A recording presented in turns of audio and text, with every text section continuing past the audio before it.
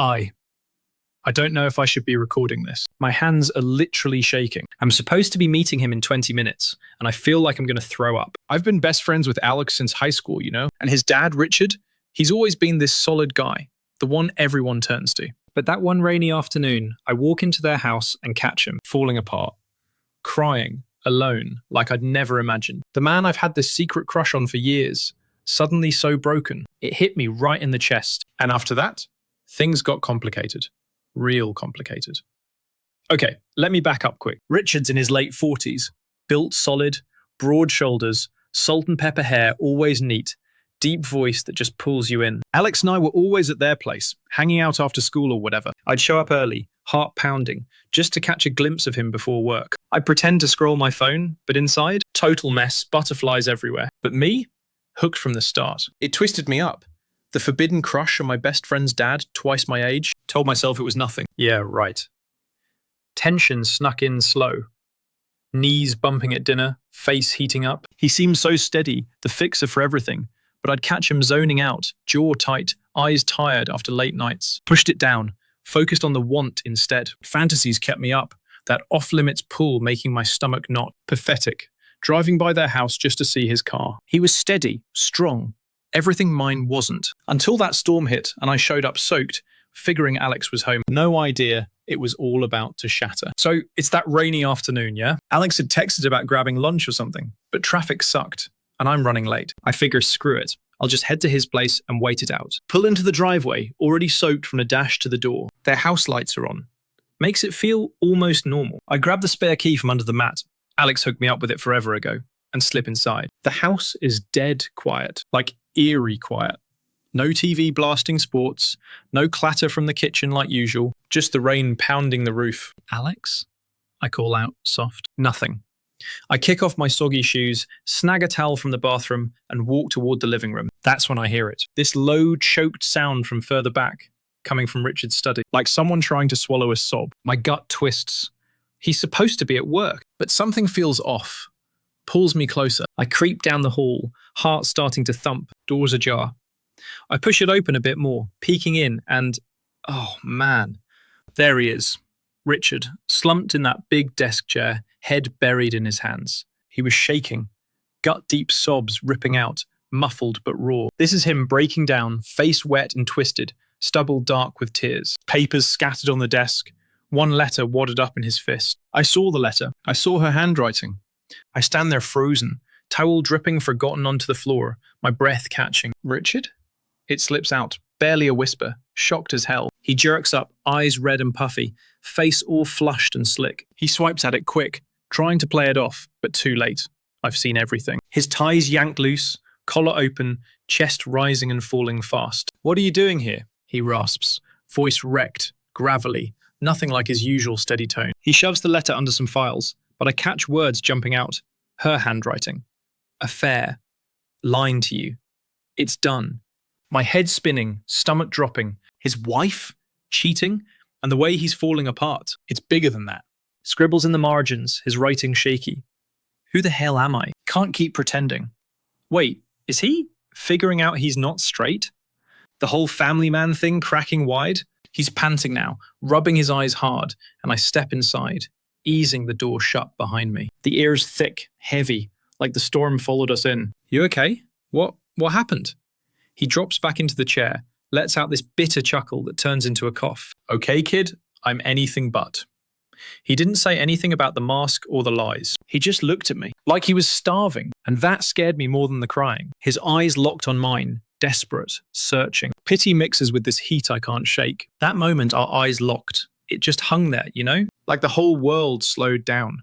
The rain outside turning into this far-off drone. Richard's eyes were all red and swollen from crying, but they had this intense look, like he was really seeing me for the first time. He pushed himself up from the chair, kind of unsteady, his knees maybe buckling a bit from the weight of it all. The floor creaked under his shoes, and I could hear his breathing, heavy, like he'd just run a mile. He took a step closer, and bam! He was right there, close enough that his warmth cut through the chill of my wet clothes. That smell hit me again, his usual cologne, sharp and clean, but now mixed with this stale, sweaty edge, like he'd been sweating out all his secrets. I've been keeping this shit bottled up for so long, he muttered, his voice all rough and broken, like it hurt to even talk.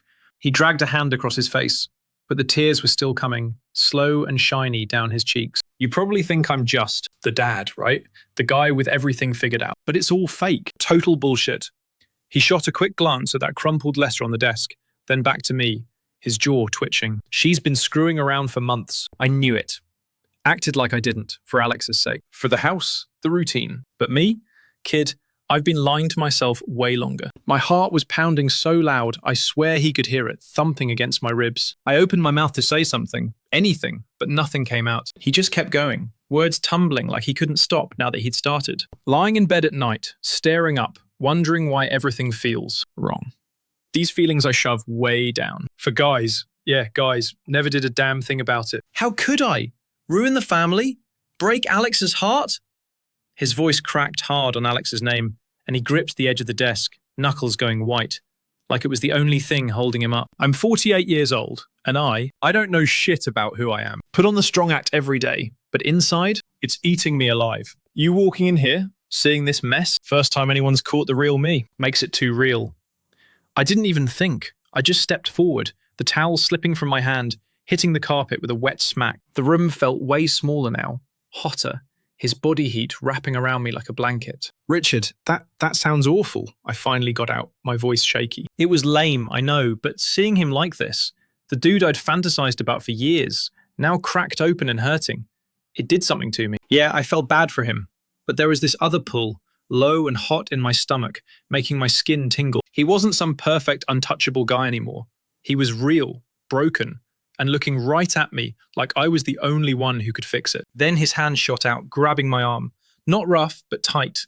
Fingers pressing into my wet sleeve like he was afraid I'd disappear. He was so much bigger than me, his hand huge, overwhelming. You're not like the others, he said, his thumb moving up my arm, slow, sending sparks everywhere. I see how you look at me.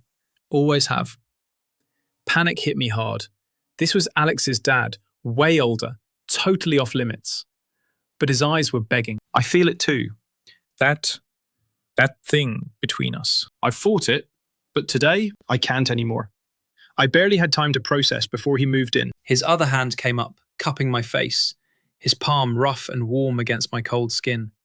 Heavy, like it could crush me if he wanted. Then his lips hit mine, hard, desperate, no holding back. His stubble scraped my cheek, rough and burning, and he tasted salty from the tears, mixed with bitter coffee. He pressed closer, his body solid and heavy against me, so much stronger, pinning me there, his weight bearing down like he could swallow me whole, the full force of his age and size making me feel tiny, exposed, his broad chest crushing the air from my lungs in the best, worst way. One arm snaked around my waist, yanking me in tight, his grip unyielding, like years of holding back were pouring out all at once. I felt small next to him, overwhelmed by how he towered over me, the dad who'd always seemed untouchable, now claiming what he'd wanted.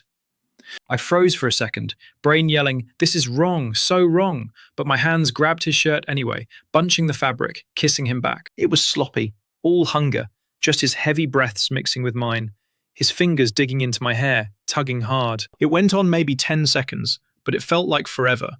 The world shrinking to that heat, that scrape of skin, the way his chest heaved against mine. Then it slammed into me, the reality. I pulled back, gasping, my face on fire, lips swollen and tasting like him. He staggered back too, eyes huge, like he'd just realized what he did. The color drained from his face, his hand dropping away like I'd burned him. "Fuck, what the hell was that?" he whispered, turning half away, raking his fingers through his messy hair. The room went dead silent, our breaths the only sound, heavy and uneven. I touched my mouth, still feeling the roughness, the salt, my pulse thundering with a mix of thrill and straight-up terror. He'd laid it all out, the lies, the hidden wants, the pull toward me. And now we'd crossed that line. No taking it back. But Alex. Shit, what about Alex? The guilt hit like a truck, but under it, that heat lingered, pulling me in deeper. Then, a week later, Alex corners me for this family dinner. "Dude, it's been ages, come on," he says. No clue. I almost ghost again, but drag myself over late, slipping into the seat across from Richard. He's pulled it together.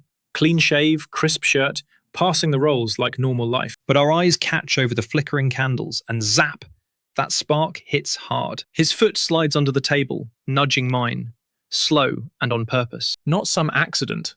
My fork hovers, food forgotten, heat flooding my face as Alex rambles about his week, his mum nodding with that forced smile, probably still reeling from her mess. The air between me and Richard, charged, thick like before a storm. Every clink of a glass, every stolen glance yanks me back to the study, his lips hot and desperate on mine. I choke down a few bites, making excuses in my head. Later at the sink rinsing plates, he brushes up next to me, hip bumping accidentally, his whisper hot against my ear.